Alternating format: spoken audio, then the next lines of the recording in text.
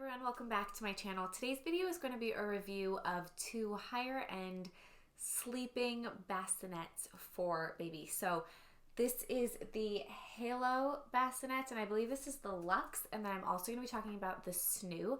Our baby is almost 4 months old and she is graduating out of the bassinet, but we have tried both of these, so I thought it would be helpful to go through the pros and cons and kind of review both of them for you. So let's go ahead and get started. So first things first, there is a very, very big price difference between these two. The Snoo is currently retailing for almost $1,500, whereas the Halo is about $350 in the Luxe styles. But let's look at the differences between them. Okay, so to start off, here they are side by side. You can see the designs of them. The Halo has the option of being different heights, whereas the Snoo is just this height, which is about hip level on me, maybe a little bit lower. It has this nice wood-grained finish, and the Halo has just a typical kind of plastic base, and then they have similar mattresses, which I'll go over in a minute, and then they both have mesh sides. So that's kind of the overall design of them. So the Halo has these little pockets on the side, and then also has this control board. The Halo is battery operated, and it has the ability to have a nightlight, sound, music, a nursing timer, and then the ability to vibrate. The Snoo's control panel is here. It's very minimal looking. You press this button and then it has different colored settings that come up. So it's very sleek, it's more modern in design. The design of the Halo allows for it to be swiveled and adjusted, and it can also sit above a bed, whereas the Snoo really just sits by itself as a piece of furniture. The only other thing I want to talk about in terms of the sort of aesthetic and the way that they're designed is that the base of the Halo I find to be a big tripping hazard. We trip on it all the time, especially when the actual bassinet is kind of like off to the side.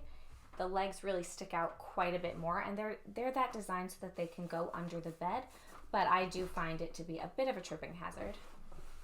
And also the base is so large, the footprint of it is so large that it can be difficult to get through a door frame. So if you have a really small, narrow door frame, you might have some difficulty getting it in. The top does come off of the base, but the legs of the base are really quite big.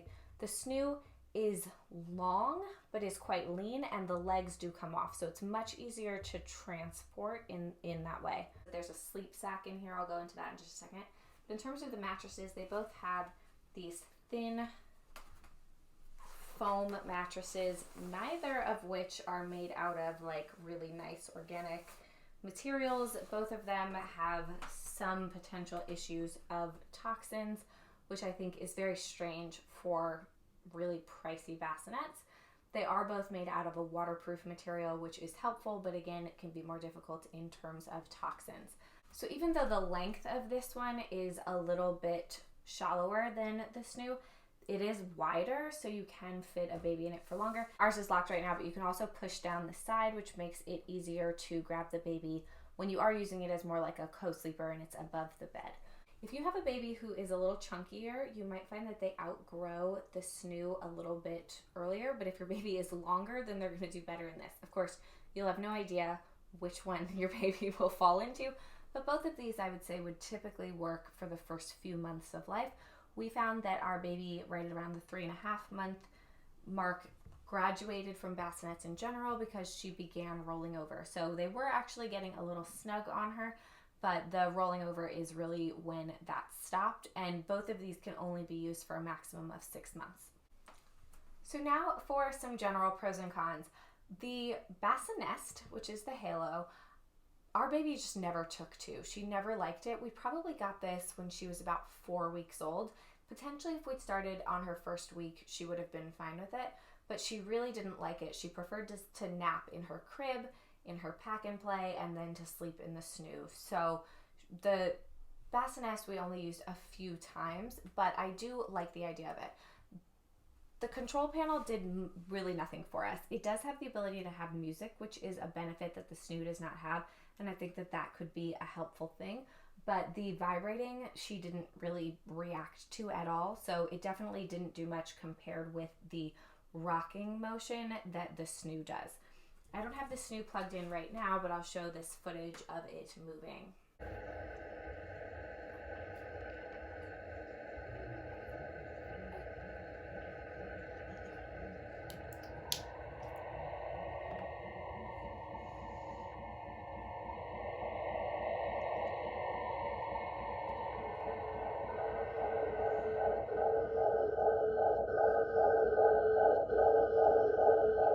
For the large footprint and the sort of lack of it being helpful, the vibrating or anything like that, I also didn't find like the nursing time or much of that was not very helpful, but I did appreciate that this was standalone and battery operated. I do like the design of this being able to come down, and I like the ability for the whole machine to swivel.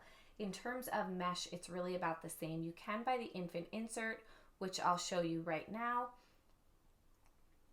And the infant insert does make it a little bit more snug when the baby is really quite small, but I would say that it doesn't last very long. And one of the benefits of this one compared with the Snoo is that the mesh is a lot more see-through. However, when you add the infant insert, you can see that it in fact gets rid of that ability, so you don't have that as a benefit anymore while you're using that. When your baby is an infant and would be in the infant insert is when you most want to be able to see them. So that's a little bit of a con. You have to use the Snoo approved sleep sacks, the Snoo sacks, because the actual rocking motion doesn't work unless one of these sacks is kind of plugged in. And so that is something important to know. You definitely need a few different sacks if you plan on getting the Snoo, because if your baby, vomits or something on it and you need to be able to change it in the middle of the night, it's no longer going to work without one of these, so you need that. Also, if you have a baby who doesn't like to be swaddled, it can be a little bit more difficult.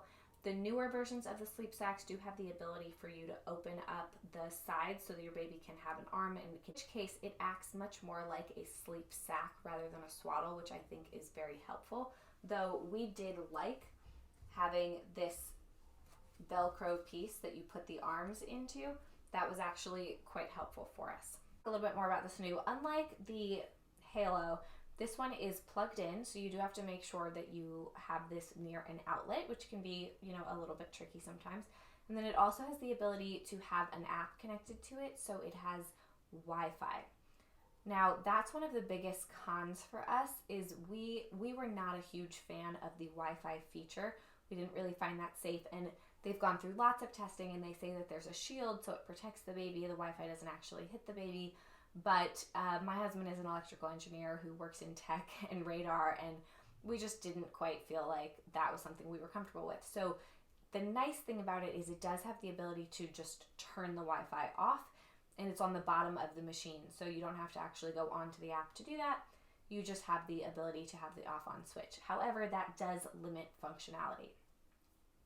When you have the app on, you can track sleep cycles, you can get a lot more just information about the baby, and you can also control how much movement it has, which is a really big piece. So for us, the number one thing that we disliked about the Snoo is we found that the movements were too rough and our baby was scared of them as opposed to pacified by them.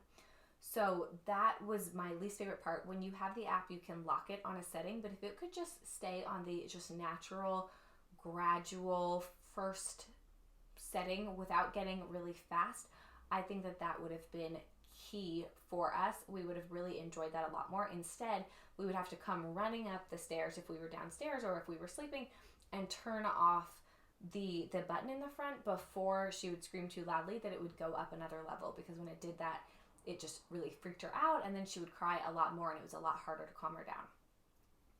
So for us, we weren't a fan of the sort of smart part of it where it was just kind of learning from your baby, but we did like when it was just kind of naturally rocking all the time. She did really like that.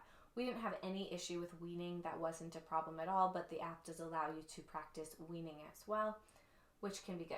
So let's talk a little bit more about this sleep sack. So this is the large size, and you can see it goes almost all the way to the bottom. The mattress does shift every once in a while, so keep that in mind. But I will show you the other two sizes of these as well. You have the mesh in here and the mesh on the top, so it's very nice and breathable.